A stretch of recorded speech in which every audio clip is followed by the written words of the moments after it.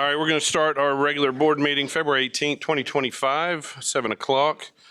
Declaration of a quorum, 6 members present, 1 absent. Thank you all for being here. Welcome to the meeting of College Station Independent School District Board of Trustees. We are elected at large to represent the interests of our community and our state in educating our students. Our mission for our students in this district is success each life, each day, each hour. We adhere to all pertinent laws, policies, and procedures in posting agendas and conducting our meetings. The detailed agenda information was made available to us at least 72 hours in advance. We've all come to this meeting informed and prepared. We've just completed a workshop meeting where we heard reports and discussed much of the information needed to make decisions in either this meeting or in upcoming meetings. This is a meeting of the 7 trustees in a public setting rather than a public meeting. As such, public comment is included on the agenda at a specific time and requires us to listen rather than take action so as to abide by the Open Meetings Act. We are pleased that you have taken time this evening to join us. We are very proud of this school district and we thank you for your interest in and support of our students. Bring us to item C, recognitions. I think we have students from Pecan Trail and Welborn Middle tonight.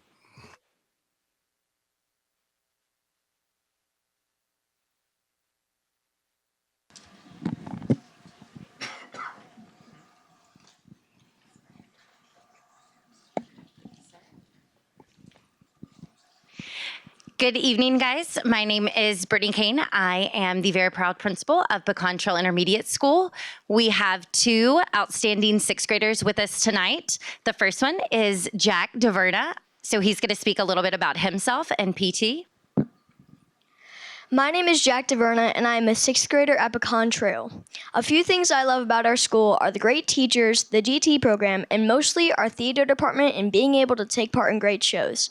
I played Kurt Von Trapp in last year's Sound of Music, and now I play Nemo in Finding Nemo Jr.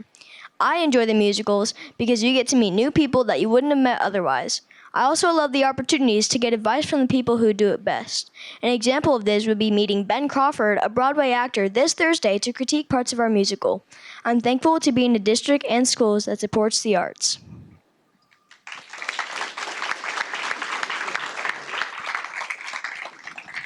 So our second student that we want to recognize tonight is Landon Phillips. He is also a 6th grader at Pecan Trail. Hi, my name is Landon Phillips, and I will be playing the part of Marlin in Pecan Trail Fine Arts production of Finding Nemo Jr.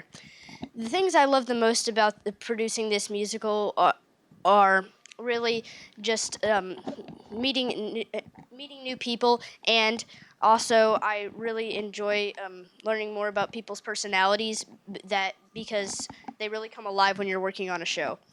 The things I've enjoyed the most about Pecan Trail Fine Arts is that how much effort everybody puts into everything from musicals to comedy sketches and even band and orchestra performances to make everything the best it can be. Thank you all for coming to hear about our production.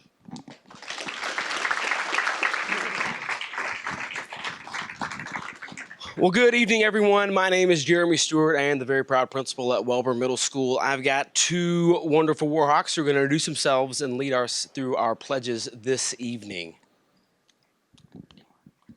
Hello, my name is Araya Banks, and I am an 8th grader currently at Welborn Middle School. My favorite thing about this school is their athletic program and how being an athlete has taught me a lot about hard work, dedication, and being committed to what's right. One of the other things I'm also involved in include choir and AVID. And one of my most notable accomplishments is writing a book with my grandmother, Jackie Payton, which we will be reading from during Welborn Middle School's Black History Month program on the 26th, which y'all should all come out to, and being CSISD Student of the Week. And now will you all lead me in saying the Pledge of Allegiance?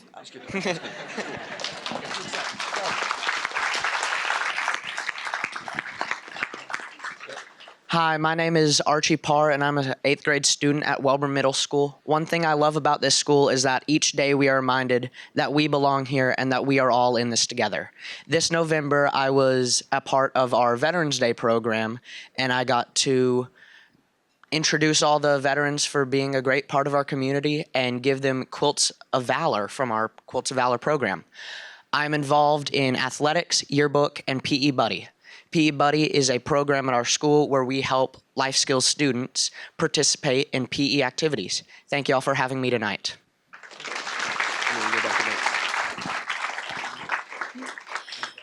please rise? Will y'all all join us in saying the Pledge of Allegiance? I pledge allegiance to the flag of the United States of America and to the republic for which it stands, one nation, under God, indivisible, with liberty and justice for all. Please stay standing for the Texas pledge. Honor the Texas flag. I pledge allegiance to the Texas, one state under God, one and indivisible. Please remain standing for a moment of silence.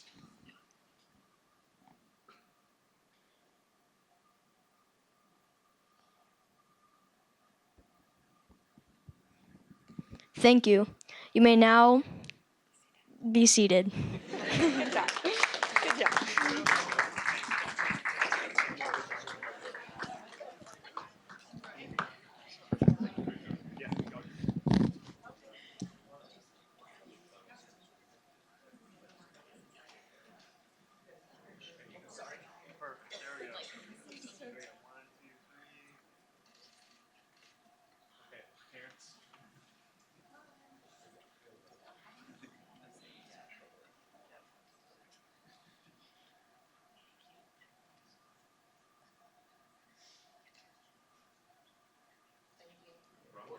Thank you, guys.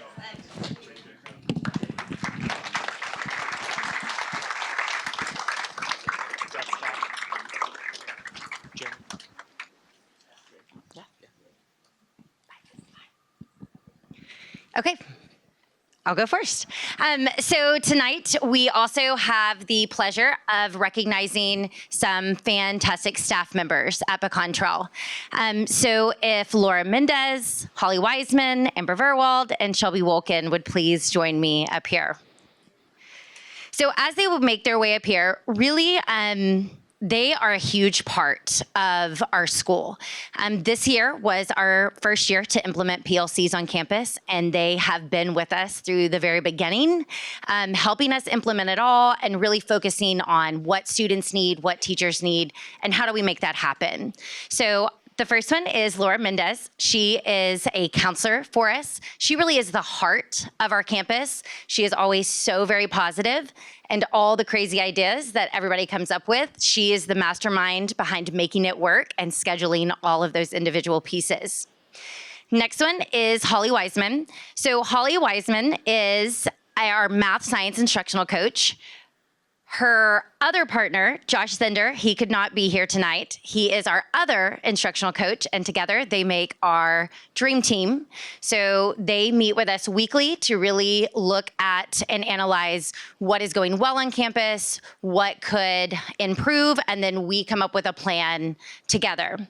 Next is Amber Verwald. So she came with us this summer to the Summer Institute, and she was really fired up, and she was able to bring that back to her fifth grade math team, and she has been really instrumental in really helping that team grow and develop and meet the needs of both staff and students.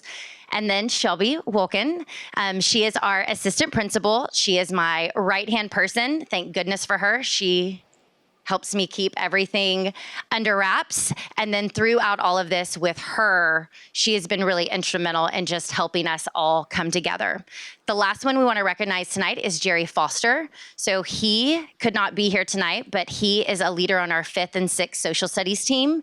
And the way that he brings social studies alive for both students and staff, and then incorporates all the other content areas to help us grow is just something like you have to see in person. So everybody's welcome to come see all of these people in action. So thank you guys. I appreciate each of you.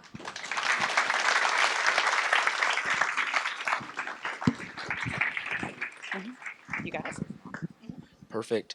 Hey, good evening again. I'm going to invite 4 remarkable educators to come join me from Welborn Middle School. I've got Miss Michelle Phillips. She is our Texas history teacher and history department chair. I've got Miss Wendy Miles. She is our science department chair, and I'll teach you 7th grade science. I got Mrs. Jordan Hagerman, who teaches 8th grade science as a level leader, as well as Jody Sanford, another 8th grade science teacher. as a kid, I really enjoyed collecting baseball cards and football cards. I loved to try to trade out for the card that had the, the shiny outside, like limited edition. It had the best stats on it. I wanted the player who was, the most hot player at the time. And when I think about, like, if there was teacher cards that I could collect, these are the kind of teachers I'd want to have. And I'm going to tell you the stats they have. So when if I look at Michelle Phillips' card and I turn it over and I look at culture, it's going to be at 100%. Michelle Phillips is the kind of person that sees a need and is going to fill a need every single time, every single day. There's a mantra we use at Welborn that says, touch the line. And we quote John Wooden when he's telling his athletes how to run pickup lines, to touch the line with all 10 fingers, both hands, every single time. And she embodies that day in and day out. She steps in and fills in, whether it's putting on a field trip for 425 kids or putting on a winter dance where kids are going absolutely bonkers but having fun all at the same time. Michelle Phillips is your lady, I promise you. So give it up for Michelle Phillips.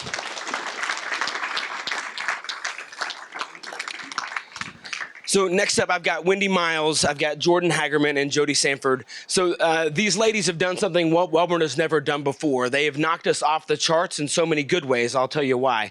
And so when I look at science, if you don't know anything about the middle grades in science, the standards were put into a blender, they were shaken up, they were poured into a glass, and it's a hot mess. They're all over the place. It's a lot of newness and a lot of new learning. But I will give you this, that these three ladies right here have been in the trenches, making sure they know the standards inside and out.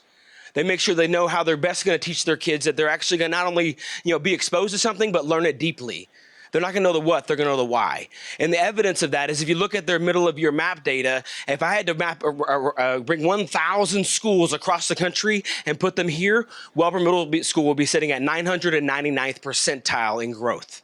And that is due to our science teachers doing remarkable work. They've got some kids who have grew 400%.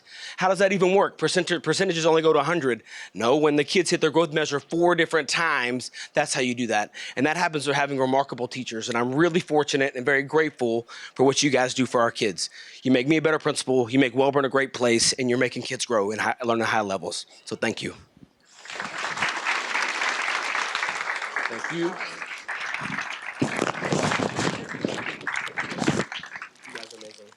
Much love. Thank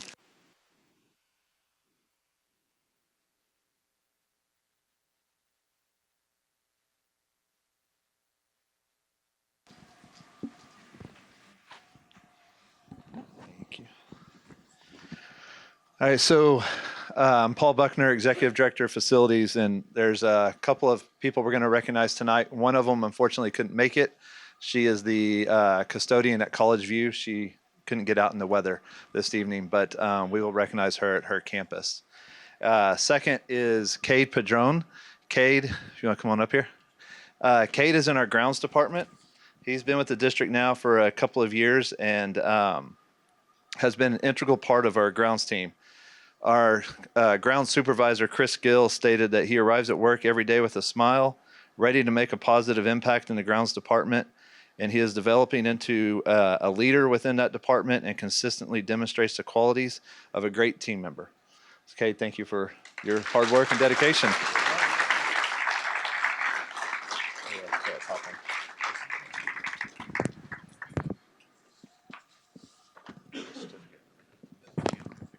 Just hold that. Yep. All right, Kate, right here, bud. Awesome, thanks, man. And then Shannon.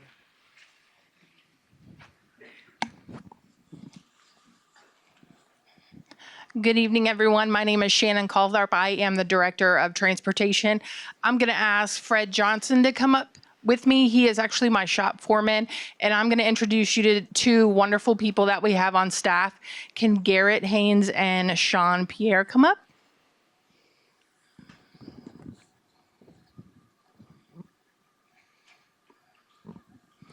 So I'm going to tell you a little bit about Sean Pierre. He's new to our district this year, but since he's been here, he has been a whirlwind of wonderfulness.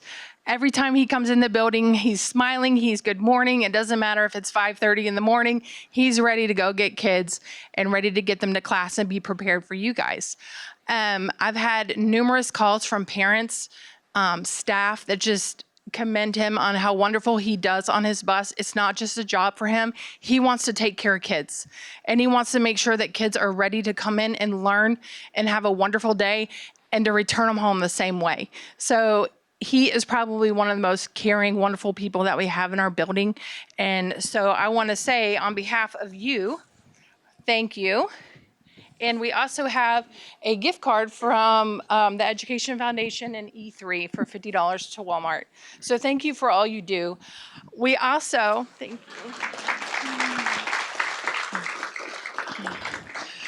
So Sean drives a bus that is packed full of kids. So he has an aide on that bus, and they were actually getting represented tonight as a team. She's under the weather, but her name is Samantha Duran. She is also new to our district, and she is just as wonderful. She knows every kid's name, knows every kid's stop, and they work like a fine oil machine to make sure that these kids get to school ready to work. So thank you, and Samantha, for what you do.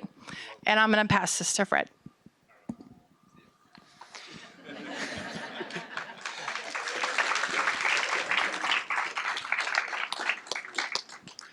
Garrett is one of our newer employees in the shop. He's been with us for, what, about a year? Yeah. Yep, about a year.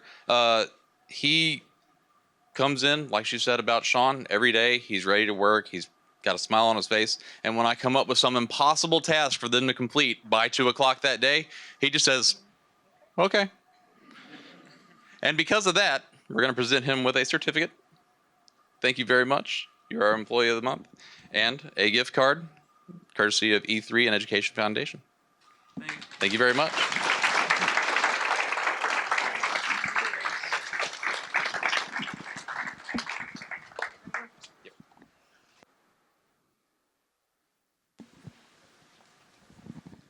Okay, I'm Chrissy Hester, Director of Student Services, and I'm here tonight to recognize our school counselors. Last week was National School Counselor Month, and so we didn't have a board meeting, so we didn't recognize them then, but so we're recognizing them now. My recognition and my gift to them is not to have to come and be recognized tonight, because they have spent a lot of nights doing registration in the past week, so I didn't dare ask them to come be recognized. So I'm just going to tell you how great they are. Okay. It's just a reminder that our counselors are more than just professionals. They are the guiding lights in the lives of children and students.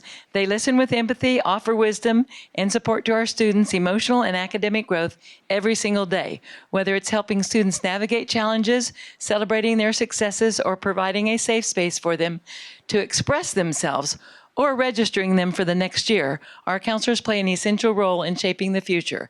Let's take a moment to acknowledge and thank them for their tireless dedication, their unwavering support, and their countless contributions. We are fortunate enough to have such an amazing group of individuals that go above and beyond to create a nurturing environment for our students. Thank you to all our counselors.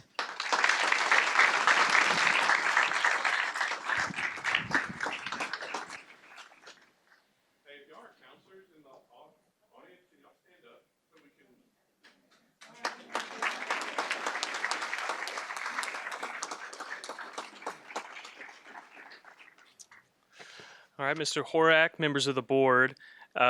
We have several student groups here tonight who have competed at the state level, and it's always an honor and privilege to be able to call their names, provide them with a certificate of achievement, and allow you to recognize them. And so we'll start at the top of the agenda here with our TMEA All-State musicians. So we had several high school music students recently earn all-state honors through the Texas Music Educators Association audition process. Students began the process of competing in the fall semester and advanced through a series of rigorous competition rounds to eventually earn this performance distinction. All state honorees were then invited and recently attended the TMEA Clinic and Convention in San Antonio, where they worked with world-class conductors to present all-state concerts. Students, when I call your name, if you'll come and receive your certificate from Dr. Harkrider, and then make your rounds with the board, shake their hands, and then we'll take a group photo when all the names are called. So first, we have Mauricio Garcia from College Station High School, trumpet, jazz ensemble.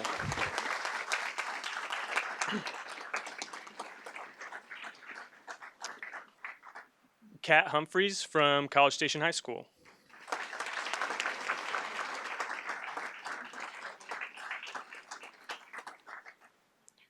Andrew Kim, College Station High School.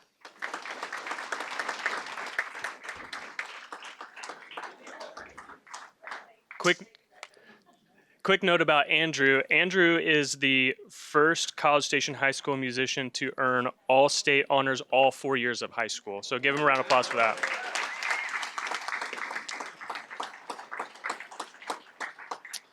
Misato Koiwa from A&M Consolidated High School.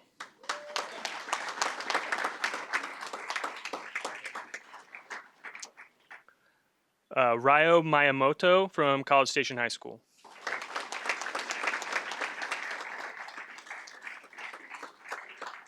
Sawa Miyamoto from College Station High School.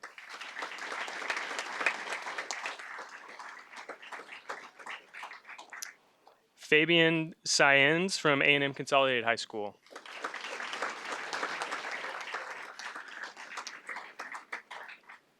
Evelyn Schmeichel from A&M Consolidated High School.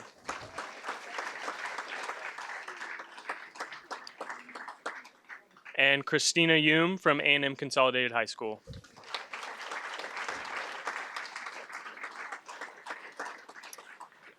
Christina also earned all state honors all 4 years of high school.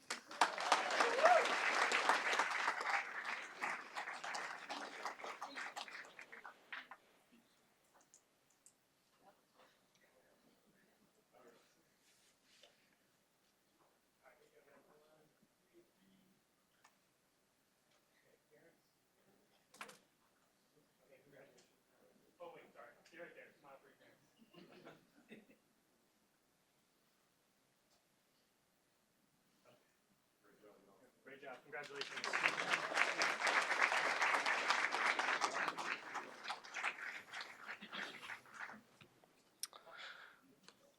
All right, on to our next student group. We had two CSISD art students whose artwork was selected by the Youth Art Month Committee for the Texas Art Education Association Youth Art Month Spring Exhibition. This exhibition will be on display at the Bullock, Texas State History Museum in Austin during the month of March, with an award ceremony taking place on March 9th. This is a significant achievement to be recognized at the state level among many other talented artists around the state of Texas, and we're thrilled to celebrate these students' creativity and talent. And I believe we have one of our artists here represented tonight, Miss Irene Wu from Cypress Grove Intermediate School.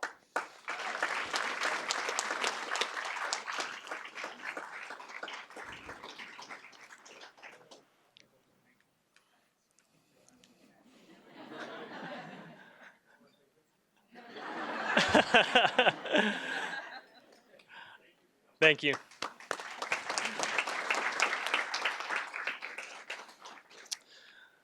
All right, next we had CSIC FFA members travel to Sam Houston State University last semester to compete in Texas FFA's Leadership Career Development events.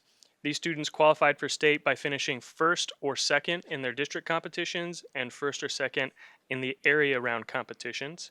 With second place finishes across the board in CSIC, these students represented the district at the state level in green hand and senior creed speaking, public relations, job interview, and ag issues forum. And we have some representatives here from College Station High School's group. First, we have Sophia Bonarigo from College Station High School. She was a green hand creed speaking contestant, and she placed 8th in the state.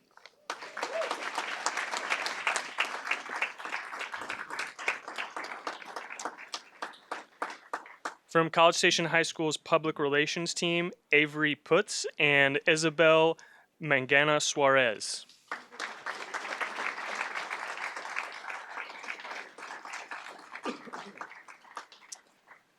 And representing the Ag Issues team from College Station High School, Jacob Knight.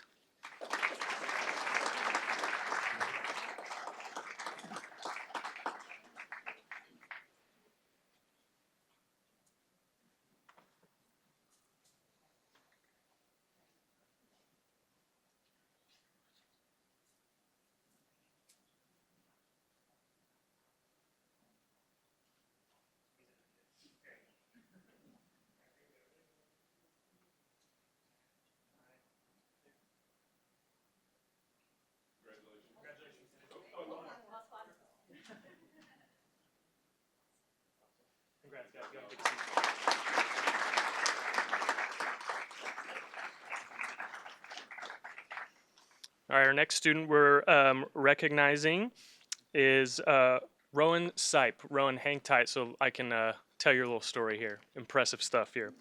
A&M Consolidated High School Speech and Debate students recently competed in the 5A Congress State Championships after sweeping the competition at the region contest.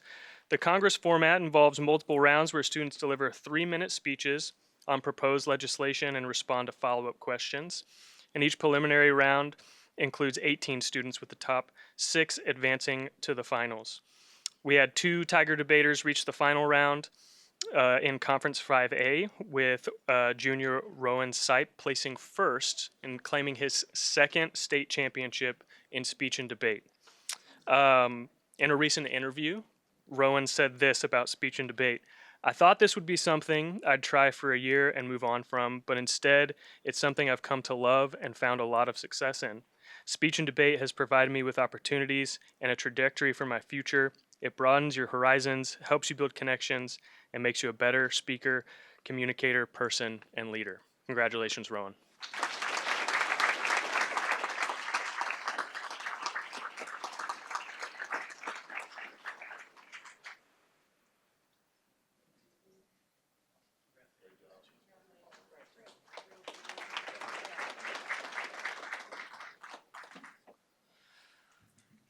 All right, our last student group comes from College Station High School. We had 16 thespians from College Station High School's Troop 8209 recently qualify for the International Thespian Festival after competing at the Texas Thespian Festival last semester.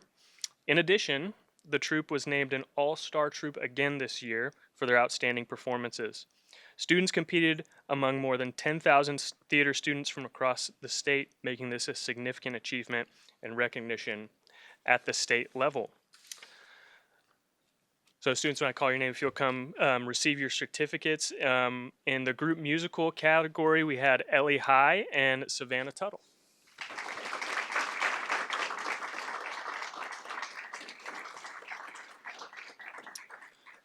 In duet acting, Jacob Perryman and Jerson Nopes Martel.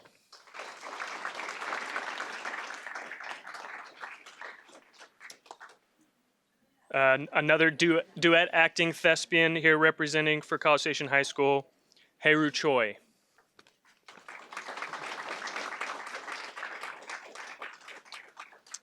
In the monologue category, Cora Spiller.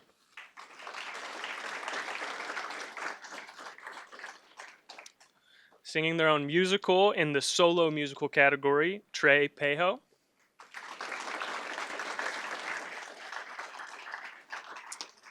Solo musical, Tate Perkins.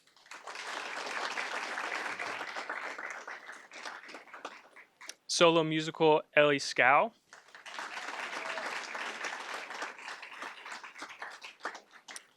Makeup and hair design, Lauren Ben.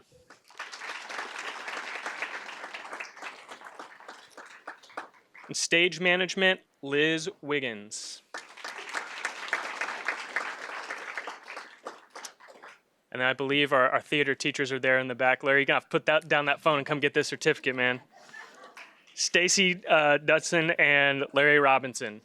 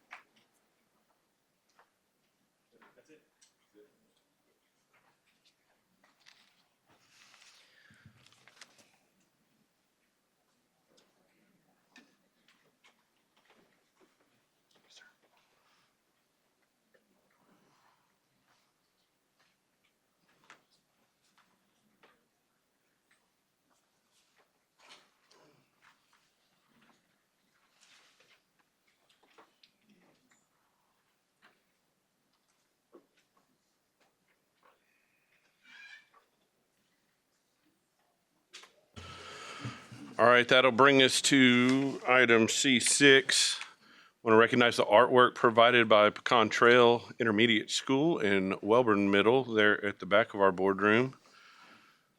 So make sure y'all see that before you head out. And then C7, whatever. Which is recognize the school board. Yes, sir. Forgot that part. Mr. Horak, members of the board. Last month was School Board Appreciation Month, but due to inclement weather disrupting our normal schedule, we've decided to make sure that we recognize our incredible school board members this month with members of our community, staff, and students. So we just wanted to take a moment to recognize the hard work, dedication, and tireless efforts of our school board members. These 7 individuals volunteer their time, energy, and efforts to ensure that our students receive the best possible education and that our schools continue to thrive. Our school board members make important and sometimes difficult decisions to ensure the long-term success of our students and community. Their leadership, commitment, and vision are crucial in creating an environment where both students and staff can succeed. So please join me in thanking and recognizing our incredible school board members and on behalf of School Board Appreciation Month.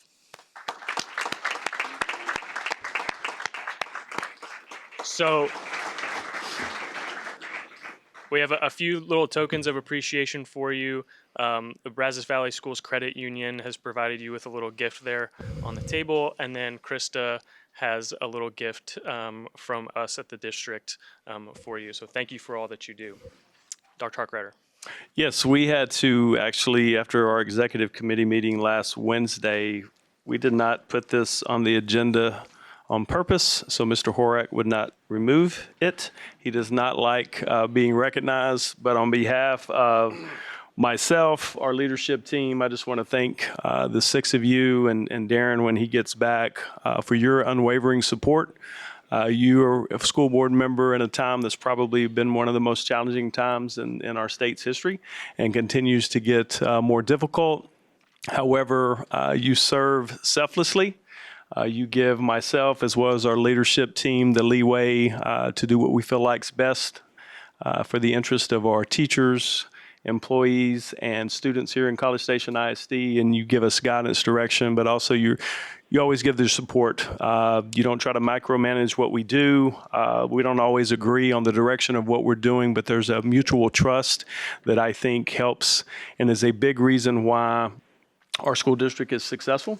And I think we're on the right track despite our funding challenges, your support, and we know we're going to continue to do what's best for the school district regardless of what takes place. So on behalf of our team, thank you. We know what you get to do. You get to hang out with us once a month. You get to have a dinner, all the fun things. But most people don't know what you do, the pressure that you're under as well as what we're under as a leadership team, because it's personal. You do care.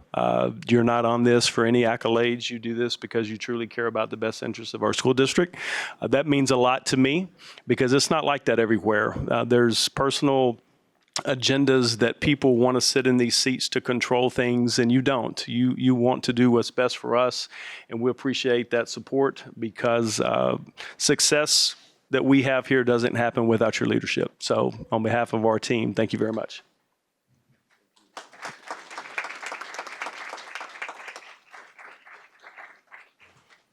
Thank y'all very much. We appreciate it.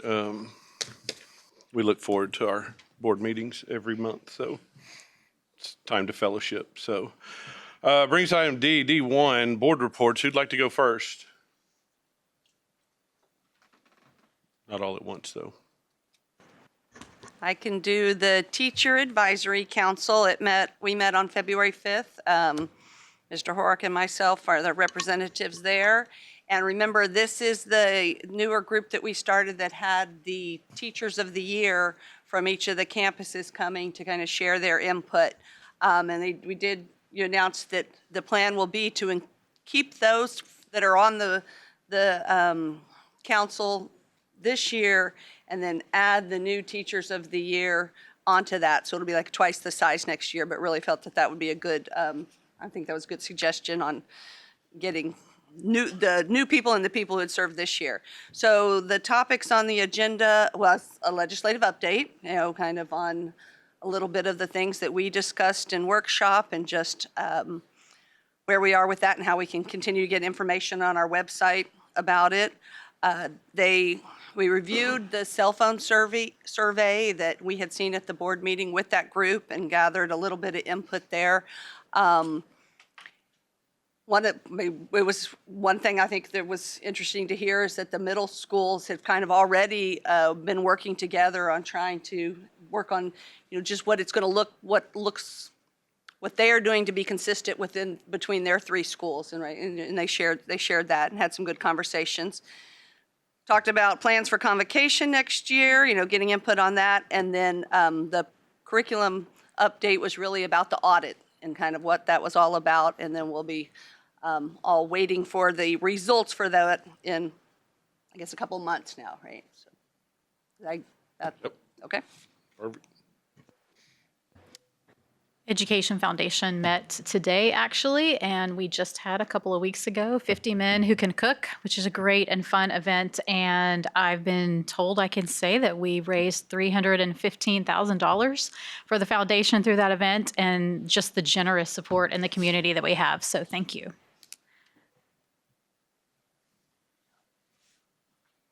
Anything else? The Head Start Policy Council met and went over the. Again, I just want to reiterate it's impressive the amount of work that those folks put in, especially in relation to the reporting requirements and the budgeting and so forth that they do. And so that was the main focus of this last meeting. All right, nothing else. Superintendent update and upcoming events. Yes, sir. Today started the fifth 6 weeks. So this year is going by super fast, just like it did last year. We also have tomorrow Leadership Brazos as their education day. So they will start their day tomorrow morning at College Station High School, see some things there with Justin and his team, and then come over to Consolidated with Gwen and her team. So we're looking forward to being able to showcase those two campuses for that great organization. We have our district success team meeting on Thursday. And then our trustee tour will commence at College Station Middle School at Friday at 9 o'clock. All right. Brings us to item E, hearing of citizens. During this time, we will hear from citizens who registered to speak prior to the meeting in accordance with board operating procedures. The Open Meetings Act prevents us from responding to speakers regarding items not on the agenda. Comments related to items on the agenda may be discussed during deliberations on that specific agenda item. Public comments are limited to 3 minutes per person. Those needing an interpreter may have up to 6 minutes.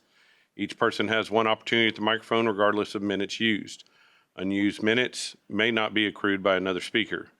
The executive assistant will time the comments and alert the president when time has expired. The board asks that those addressing the board refrain from any derogatory comments. I believe we have a Mr. Leo Tower. We're going to use this microphone right here.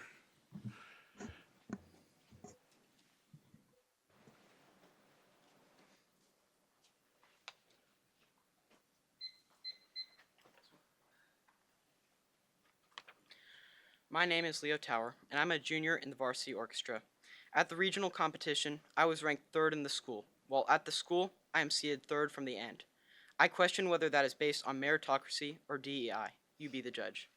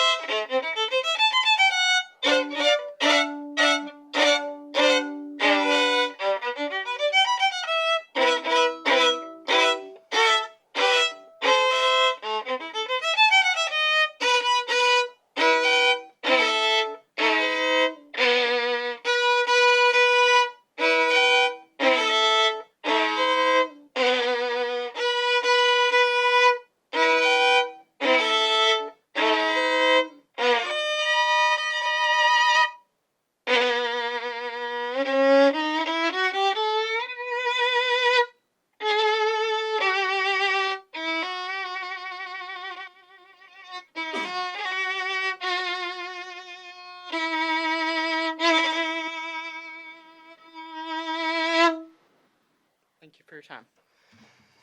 Thank you.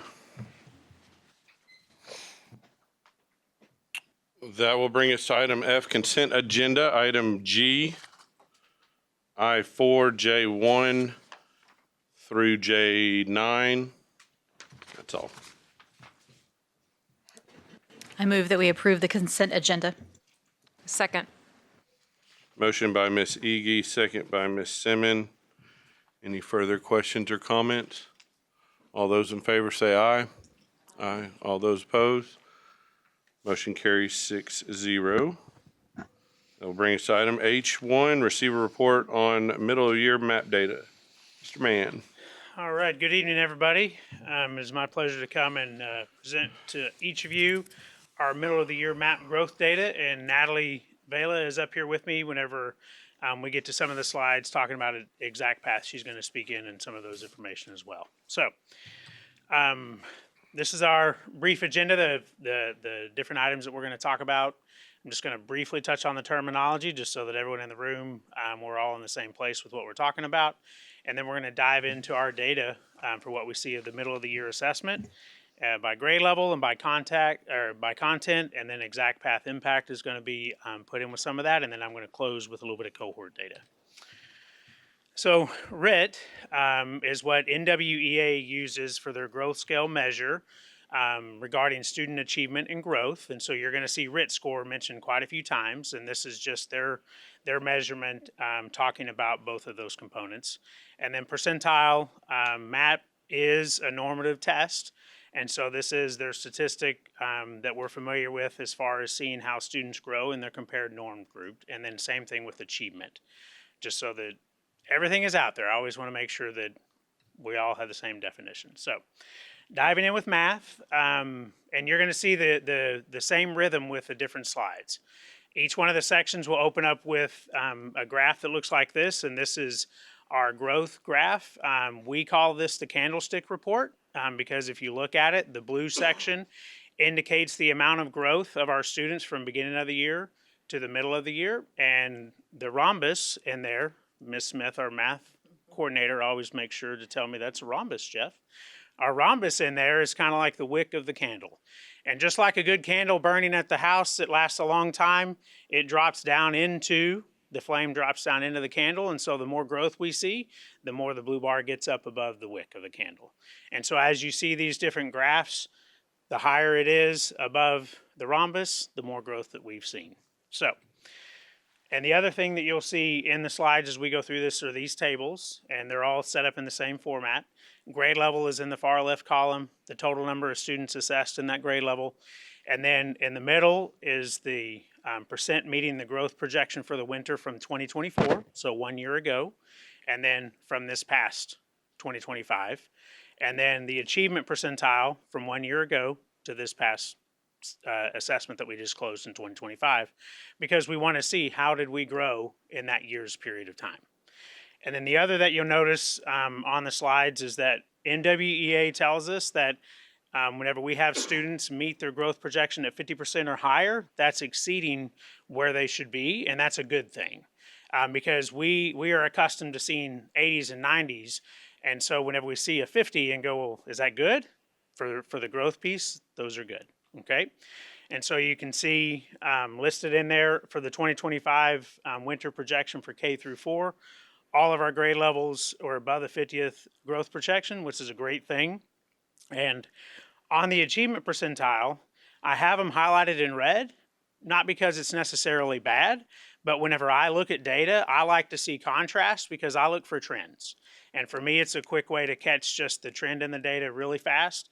Obviously, we're talking about a 1 point drop in achievement from last year to this year. But as we go through the slides, you're going to see these same formats with the different pieces of data.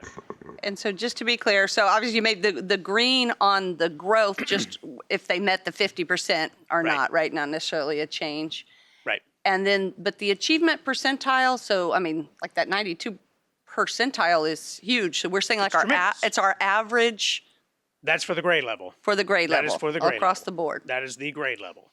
Okay. And those are just green and red because I'm comparing did it get from up the previous or down year from the previous year. That's all it's looking at. It's a great question. Okay. And this slide is comparing, again, looking at last year to this year. So this year is on the left, last year is on the right. And the other part that I just want to draw to the attention is the RIT growth scales. They're up 4 points this year. We've had a lot of growth. And so if we were at 10 and 10 on the RIT scale, then our growth would be kind of stagnant, but we're not seeing that. We're seeing our growth increase. And that's what we really want to look at, is how much are we growing our kids as we're going through all of our work, because that's a big component whenever we're looking at this. And so you can see with our K through 4 just how much we have in the growth segment with our math students.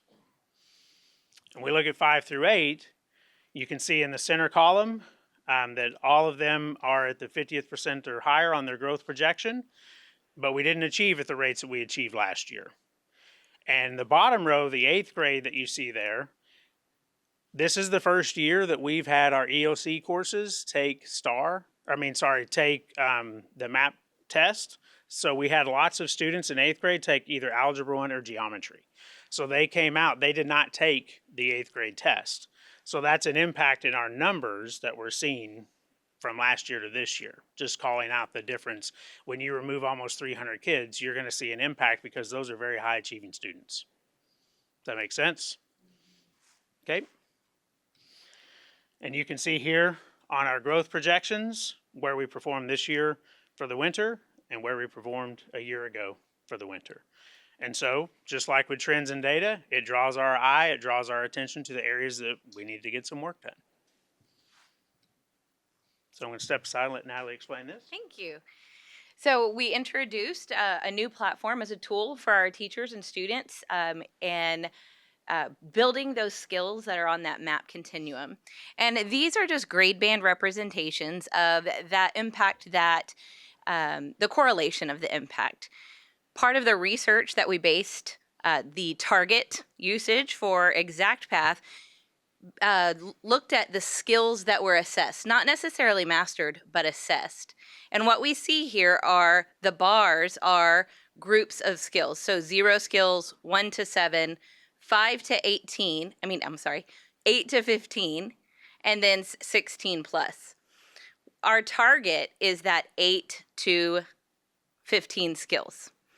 We can see that our K2 and our 3-5, we are seeing some very strong implementation in math. Qualitatively, the kids like the math portion of Exact Path, and we see a higher implementation there in those lower grade levels. There's a little more flexibility to adjust implementation in those grade levels. And in our 6 through 8, we are seeing still some great numbers of growth, which tells me our teachers are differentiating no matter what our kids need. But we do still have some room to grow and change some of our implementation to see that steady correlation of data. Can you just remind us what that looks like for a student, like how much time that is? Sure. And how it, yes, what Sure. is for these the programs? study that we based was from Century Analytics. It was a 2018 study. And in that study, kids that utilized Exact Path for math and reading, 40 minutes on each platform per week, saw growth in those scores. So as a district, we set that target for our students of 40 minutes per week. And this semester, the Digital Learning Office was able to get and sit with every campus. So this implementation was scaffolded. It wasn't started right away. So in our first semester, I feel like we are doing a really great job of implementing that and watching our students grow.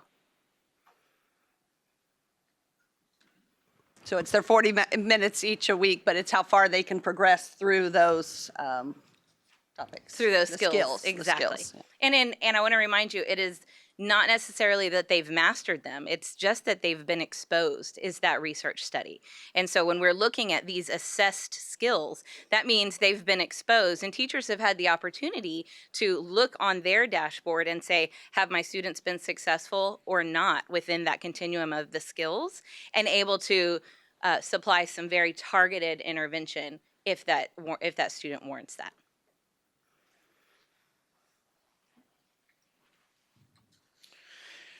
The other piece, slide that I'll have in toward the end of each one of the sections is monitoring our goal 2 with our historically underperforming student groups. And so what you see here is each one of the student groups that we're monitoring is on their own line. And we are looking at what is their year over year beginning RIT score each fall. Okay, and so each one of the dots signifies that as they're coming into the grade level, their RIT score has increased, which is a positive thing because they are raising up in their level of beginning stages. If we were going down, then that would be something that we would be really paying a lot of attention to. And yes, there are different groups that we clearly see. We still have some gaps that we've got to close. But we are definitely monitoring what this looks like and talking about what we need to do to help the students in closing the gaps. Is there a way to know like where are they supposed to be? I mean, or what in the data tells us like how much growth that's supposed to be? Just whether they hit those 50% or?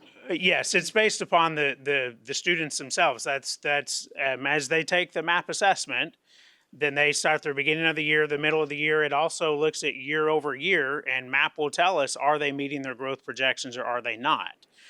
For us as a district, we know that we want to see these populations of kids increase their overall achievement rates because that's been something that we've been working toward. And so this is us looking at that to see, are we tracking and trending in the right directions? It's not a group standard, it's individualized per student, what the expectation is based on prior performance. But the RIT is an achievement level. It's both. And with a little with growth in It's it growth too. and So it's a achievement. little more complicated than. Yes. But obviously we want those to keep going straight up. Yes. Yeah. Okay, and so you can see Algebra 1, I mentioned this earlier, this is the first year that we've had our high school EOC math courses in there in the assessment. So all we have to measure their growth piece is their beginning of the year to their middle of the year projection from MAP. And so you can see on the graph that's here. But looking at the numbers, we do have a range of students that take Algebra 1 from 7th grade to 10th grade. And the students that are 10th grade, we know these are struggling math students, but we can certainly see the growth projections of all of our grade levels and the achievement levels of our grade levels as we are looking at the different pieces of data.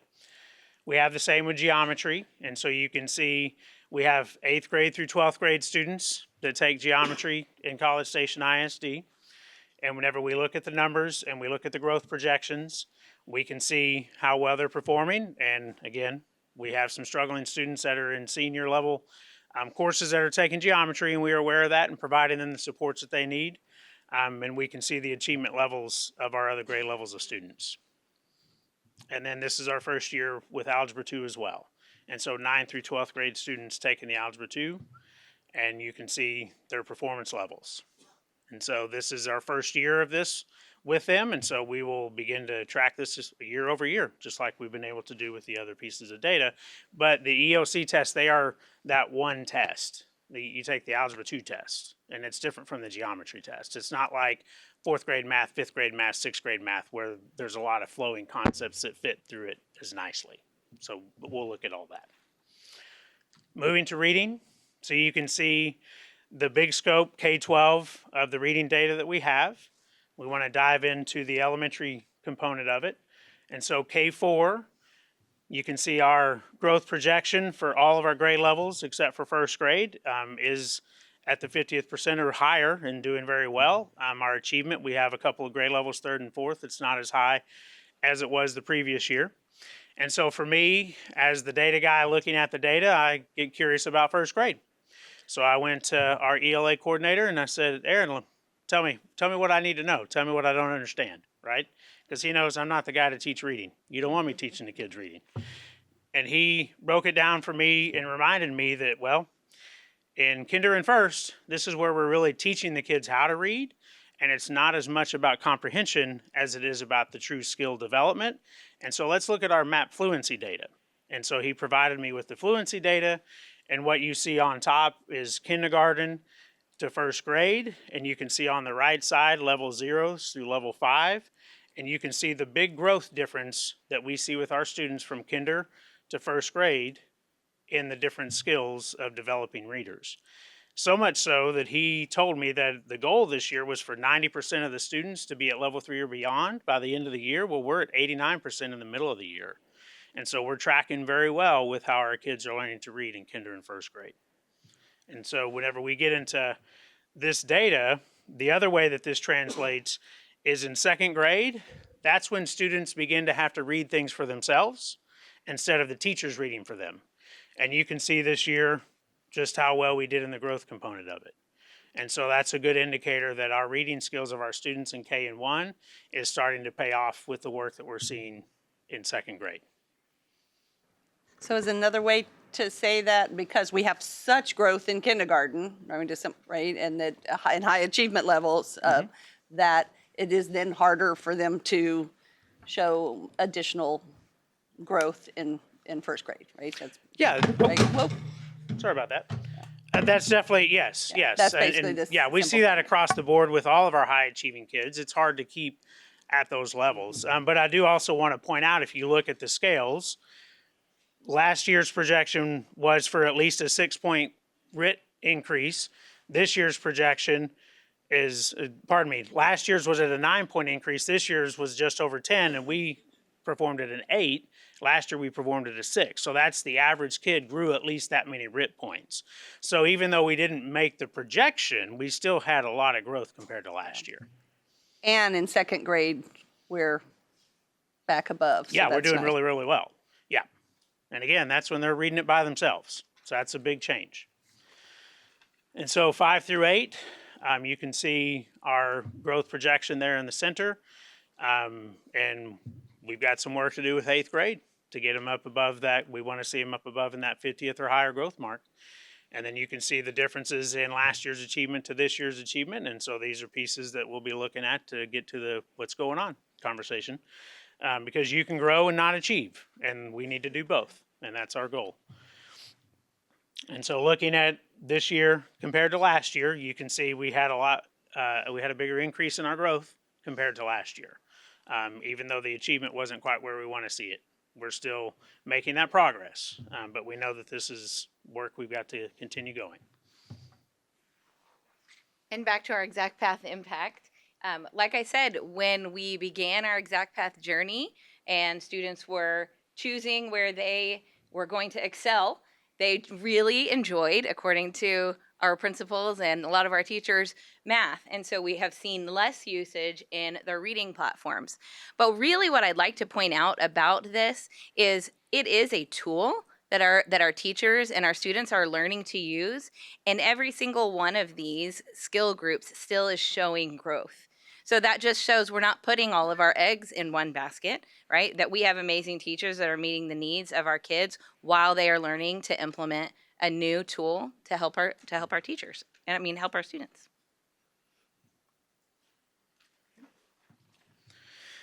And then again, looking at our historically underperforming student groups, looking at their trends from first grade through 8th grade as they go through. And this is, an indication of the 5th grade, why is there the dip? Like looking at trends and data, why do we see the dip with one of the groups? This is the value of looking at these sorts of growth pieces over time, is to help us start to figure out why are we losing ground? What's happening there? And then in high school, 9 through 12, you can see the growth projection here for the winter. And as you could imagine, it's probably tough to motivate seniors to want to do well on a reading test. I'm just guessing, but nonetheless, we still are going to be addressing it and talking about what's going on and what do we need to do to get that up, because we want to see our kids be successful in what they're doing. And so then finally coming to science, you can see our growth from 2 through 8 in science, and then we will have biology for the high school component of it. But you can see the amount of growth that we see just looking at the first glimpse of the candlestick report. In grades 2, 3, and 4, all of them are 50 or higher on their growth projections. And then you can see our achievement, even though it's not as high as it was last year, it's still pretty high. But we obviously want to continue to be better than we were the previous year. And so it's good information for us to look and have conversations around. And you can see the tremendous amount of growth that we're seeing this year compared to last year with our science. And that's great because The science teachers have been working really hard with all the new, as Mr. Stewart put it, changes with the TEKS and the resources that have been provided with them from the district level with the adoptions last year. And then looking at 5 through 8, all of our grade levels are growing really well, and their projections are above the 50th mark.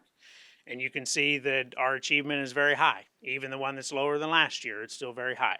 And so we're making great gains in science, and there's lots of excitement in the science world about how much success that they're seeing in the classrooms this year. And you can see the growth component, and this is what Mr. Stewart's referencing. If you look at the 7th and 8th grade, just how high the growth is up compared to that rhombus on there. And this is why he was extremely excited with his teachers, and I don't blame him. I would be too if I were him.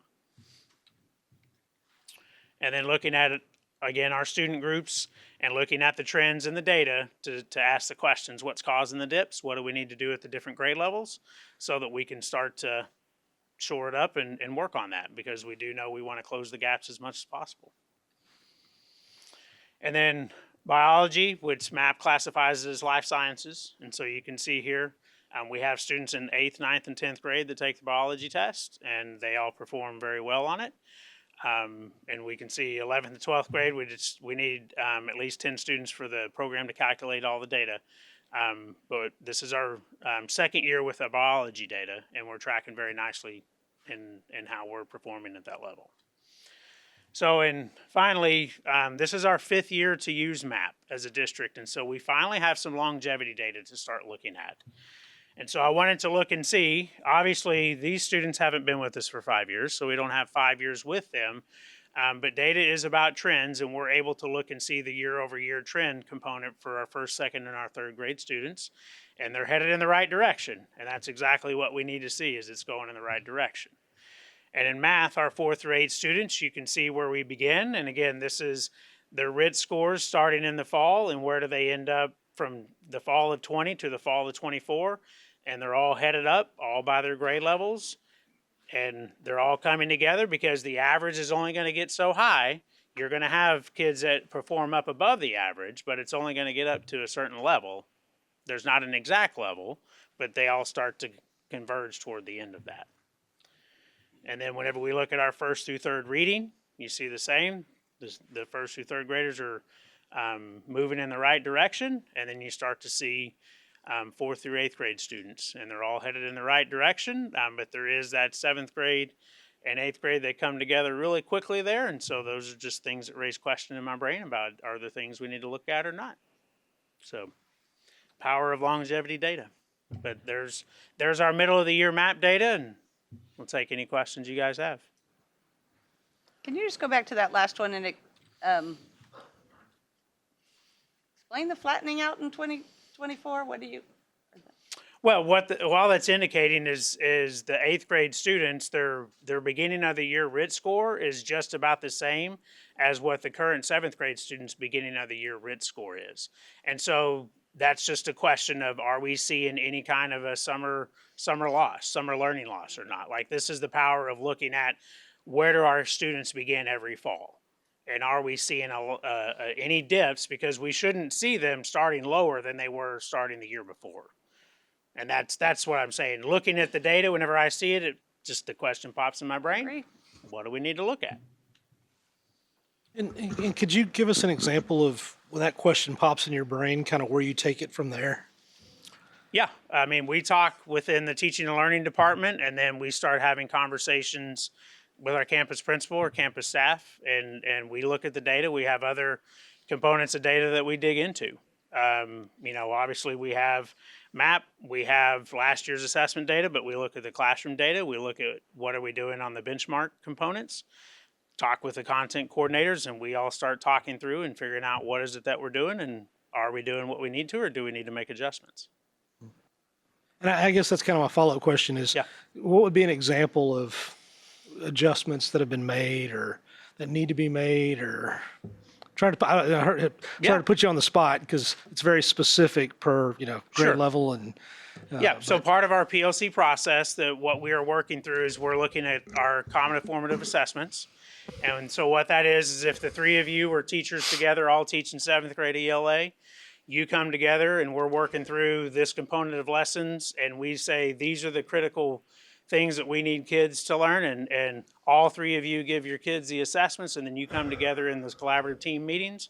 We're looking at the data and we're comparing, and are we making the expected growth? Are kids achieving where we need to? If not, then what do we need to do about it? Do we need to adjust our flex groupings? Do we need to go back and revisit the essential standards that we've said we need to be hitting on? And so that's the piece that we're really digging in the PLC process this year. Josh, we're also, you take a deeper dive into the data, and you're not just looking at the bottom line of a percentage. We're breaking down by student groups and how is each group performing? How are our students that are economically disadvantaged? How are our special education students performing? You may be at a potential campus where a certain student group may or may not count at that particular level or that particular campus, but they're going to count for us at some point in time. And so our mantra this year was the growth of all students, and all students means looking at each student group and are we moving the needle forward for all kids. And so it allows us to take a deeper dive into not just the generic overall number. You know, if it's at 85%, hey, that's not a bad number, but what about the 15%? You know, what does that 15% look like? And so that's the deeper dive that we could take. Philosophically, this has been a learning year for our team. So I'd like to commend our teachers, paras, campus administration, instructional coaches, our CNI team, our SPED department. You've got a lot of growth and a lot to celebrate. They've worked extremely hard this year. We're doing a lot of teaching on, we were very data rich and knowledge poor. So you had all this data and reports, but our staff had not been trained of how to use the data to help support them in the classroom. So we've taken a deeper dive this year into working and training them. Be the same thing next year where they get comfortable looking at data, and it's not anything to be nervous about. It's telling you a story, and you may not have all the gains that you would like, and if you don't, what is it telling you and what adjustments we have to make? And our staff has embraced the new, because it is a lot of new, and I think they're doing a good job embracing it based on, but we're just scratching the surface. They're getting more comfortable with it, and more importantly, more confident in being able to look at data and then make changes in their classroom that they feel confident about. Yeah, I think that is the important question, it really is. I mean, yes, we all need to kind of understand the data and look at it, but then it is how is it being used, and also to me, is it obviously it's this having our kids have academic achievement is important. We've said it is, and I'm glad we're looking at it by group and in many different ways. But we've also said we want our kids to be more than that, and so how is this being one of the things was for them to take ownership of their learning. I know we've seen some examples of how, the scores on an individual basis, those students have, they're owning some of this, right? But yeah, it's the students, it's the teachers, it's the admin. How do y'all use all this information to, make more successful students on kind of all levels? Yeah, I mean, we have examples across the district of the student growth goals where they're using that, and then for us, MAP has really improved their platform where we're going to be able to use where students and teachers can sit and they can adjust their goals in MAP. Like there's an interface where that is there, and we've even asked MAP, is there a possibility in the future for there to be a login where then it can look and see, we're building this into how we're making our student growth goals. And we're seeing that when students are tracking it, they do better because they want to do well. The competitive side comes out of them. And so that's what we're working towards. And just to clarify too, this is just one metric we're using. Our teachers give common formative assessments where they're looking at data on a weekly basis and making adjustments in their groupings, making adjustments in their structuring, going back and reteach. So this is one metric. Weekly, they're looking at this and making adjustments, and they're learning how you look at the data and make adjustments. The days of we have so much data of just, it doesn't matter. We took a test, and then I'm just going to guess what we're doing next. That's out the window now. They don't have to guess. They know where their kids are. They know how to change their groupings, and we've been impressed with their ability to adjust, adapt, learn new, and to embrace it. and it's been a fun semester to watch because you think about it, we're one semester in, and you've seen a lot of gains, and we're just scratching the surface. This was middle of the year, so when was this, when did this happen? The window closed just a couple weeks ago. Okay. In fact, I was at midwinter running data in the middle of between sessions as soon as it closed. I think that, just to beat this dead horse a little bit more, but I think that's one of the things that I I love about MAP as opposed to before MAP is we would get this data and you had a classroom of kids, but this allows for the more individualized teaching and so forth. And so hopefully it continues to, it's I think it's the right way to do it. It goes into a strategic plan as far as each individual kid, and good to see. It's very powerful. So this is a pretty simple question. I just wanted it for clarity. Hypothetical, your winter 2024 third grader is your winter 25 fourth grader, correct? Correct. It's not where it's, okay. I just wanted to make sure it Yes. wasn't the other situation. It's like the new. You can look at it. You can track the cohort, Right. And you can just look at third grade to third grade. Yeah, just one. Both, you can look at both views in that shot. That is all I needed for clarity. So, Yes, sir. anything else? Jeff, we appreciate it, man. Thanks bet. so much. Thank Thank y'all. you, Natalie. That'll bring us to I-1, recommendation to terminate on grounds of contract abandonment. Ms. Cooper. Mr. Horak, members of the board, in accordance with Board Policy DFE Local, the CSISD Board of Trustees has final authority in acceptance or approval of a resignation.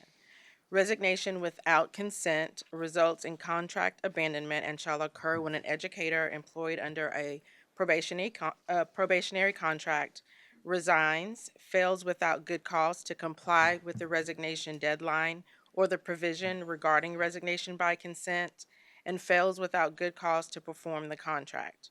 The Board of Trustees renders a finding that good cause does not exist under Education Code 21.105C2 for employee Elizabeth Torres Casas. Yeah, these two are being brought to you. This is a philosophical change with new administration. When we enter into a contract with an employee that's teaching a class, they're into a contract with us to support that campus and however many students we put in front of them. And it's a 187-day contract. We have employees over the years, life happens, they get sick, spouse gets transferred, they give us notice, they need to leave their position and give us an opportunity to fill the position. We have never brought to you a recommendation for termination. When you walk into a principal's office and you say you're not coming back and you walk out the door, and I've got 20 plus kids or 100 plus kids that I'm serving, you don't get to just leave and go on with your life for us to figure out what we're going to do. And so my philosophy is when you sign a contract, you're going to honor the contract or you're going to give us an opportunity to fill the position. The two employees brought before you today did not give us any grounds to hire anybody else. They surprised campus administration and walked out the door, and that's not good for kids. It's not good for our staff, because if they have a protected contract. So if I have a principal that decides this teacher has not done a good job and Halloween, I'm going to terminate you. We don't have that option. We can't do that. And you don't get to drop your keys and walk out the door. It's not fair to our kids. It's not fair to the rest of the staff on that particular campus. Neither one of these employees gave us an option to hire anybody else. And so that's why their recommendation for termination. It is recommended because you have to take the recommendation. Both past employees will be given notice of that termination. They can try to fight it if they would like to, and then we will come back at the next board meeting and terminate. All right, so it is recommended that the College Station Independent School District Board of Trustees approve a recommendation to terminate Elizabeth Torres Casas due to contract abandonment.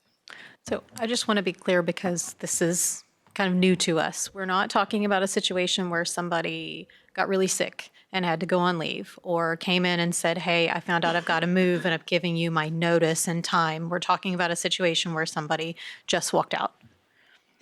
Correct. That's correct. Yeah, we've had a handful of other employees over the year that had life happened and gave us an opportunity to find a suitable replacement. We did, and we let them go. And I think that is important. This does not happen very often. There have been a couple that I've seen over the years, but for extreme kind of cases like this, when we really were just left at the last minute, and that was a number of years ago. And I do. So can you explain the repercussions of this from their viewpoint? Like what? Yeah. The next step? We propose termination and then come back. If the board votes to terminate, this information is turned into TEA, which is given to SBEC. And then the State Board of Education Services, they can flag their teaching certification. So if they tried to go somewhere else, usually that contract may be suspended, or their certification could be suspended. There'll be a note there. They could revoke their certification. So once we do our part, if you guys choose to do that, then the State Board of Education takes it from there.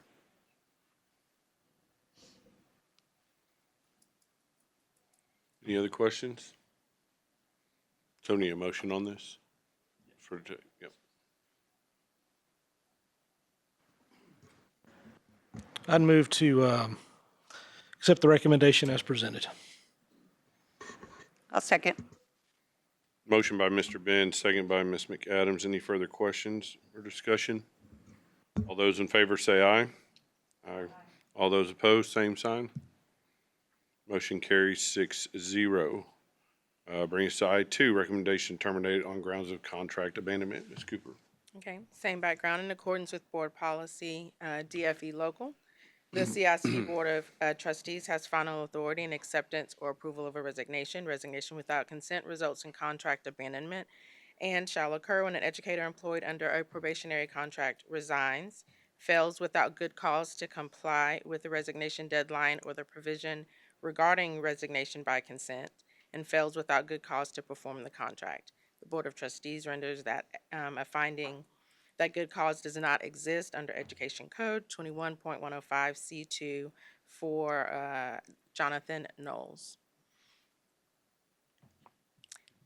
It is recommended that the College Station Independent School District Board of Trustees approve a recommendation to terminate Jonathan Knowles due to contract abandonment.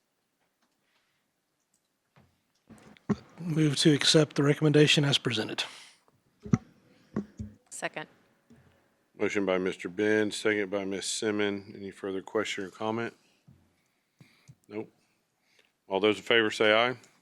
Aye. All those opposed, same sign. Motion carries 6-0.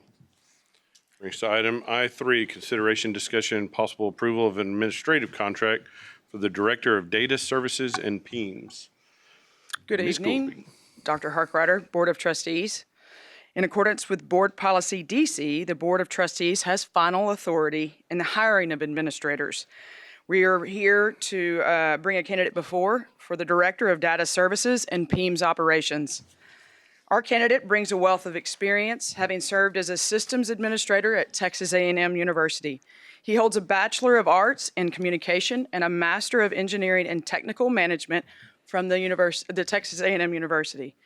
With his background in systems and what he has and he's brought to our district and what he's done at Texas A&M, he is well equipped, and we are excited to actually bring him before the Board of Trustees. It is recommended that the College Station Independent School District Board of Trustees accept a recommendation to issue a new administrator contract to Mr. Luis Sanchez.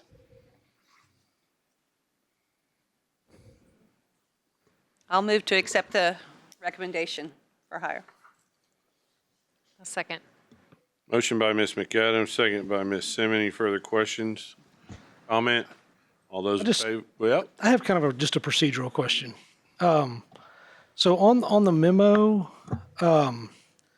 in one place it's Director of PEAMS, and another place it's Director of Data Services and PEAMS. Yes, sir. So if you look at, we are actually cleaning up some of those systems. What this district within, like the leadership team, the organizational chart within the district, they know it as Director of PEMS. However, when you look at the posting and you look at what that job description is, it actually is over data services. So this position, Mr. Sanchez, will actually direct not only data services, which means part of the business office. He will actually be under the org chart of the business office. Mrs. Wilson will be his direct supervisor. So he actually will work in dual capacity as far as working for the business office on the data services piece, but he will also lead our PEMS department with our submissions to the state. So in the future, if this position Yes, is to be sir. filled, it would We'll have make both? note. Okay. Yeah, I appreciate Yeah, that. the title will be changed. Yes, sir. Any other questions, comments?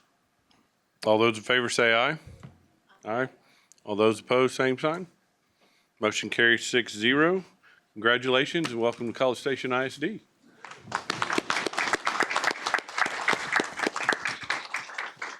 Just want to say thank you all for the warm welcome and thank you for the opportunity to serve College Station ISD. This is an incredible district with an incredible community and even more incredible students, teachers, staff. So it is really, I feel very grateful for the opportunity to serve this district and I look forward to working with all of you. Thank you. All right.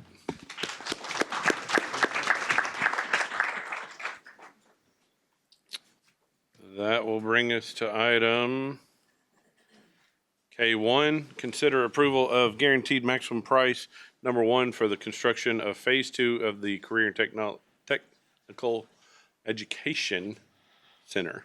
Sorry, CTE. All right, CTE. Sorry, Paul. Go ahead. No, you're good.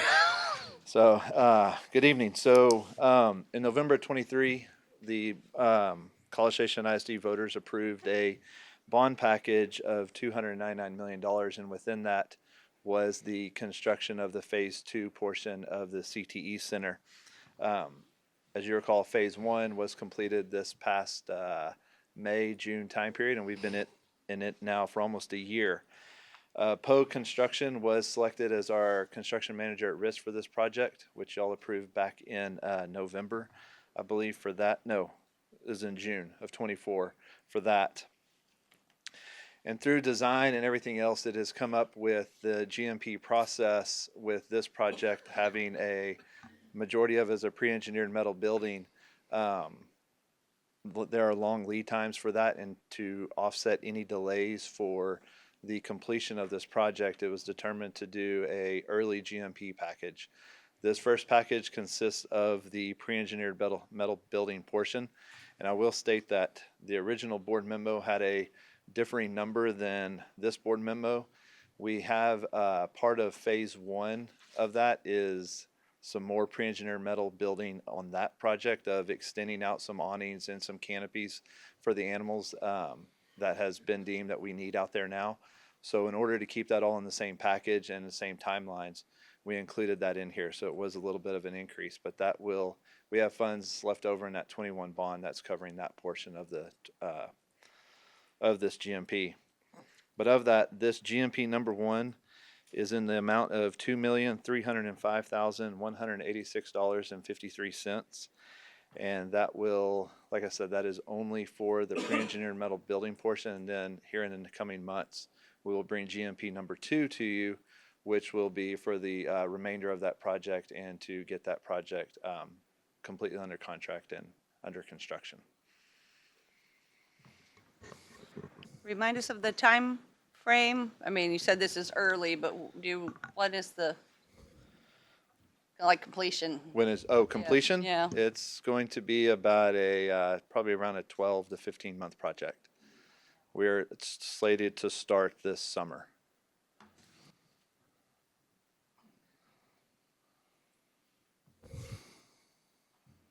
Any questions? I move that we approve the GMP number 1 for CTE Phase 2. Second. Motion by Ms. Iggy, second by Ms. Simmons. Further questions or comments? Probably quick question. And you got to let me know. Just for folks who might be watching or here. Oh, sorry. You're good. Just for the public. You're good, man. Okay.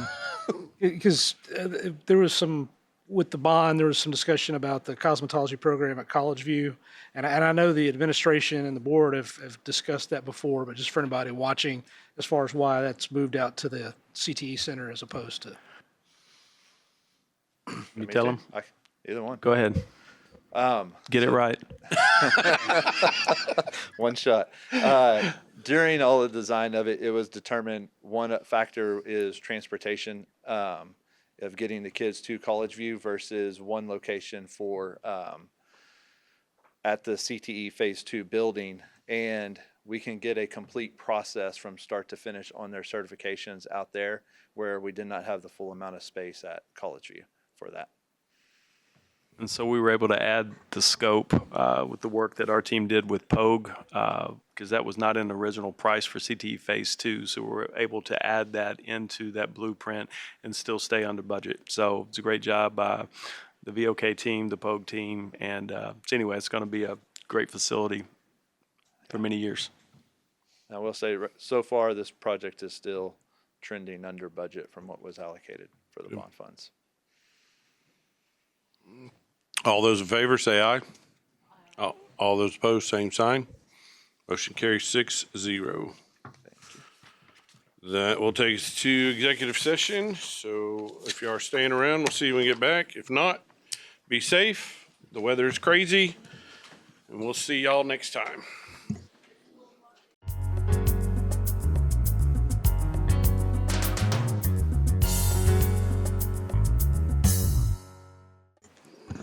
All right, we're back in open session. That brings us to adjournment. Thank y'all for being here.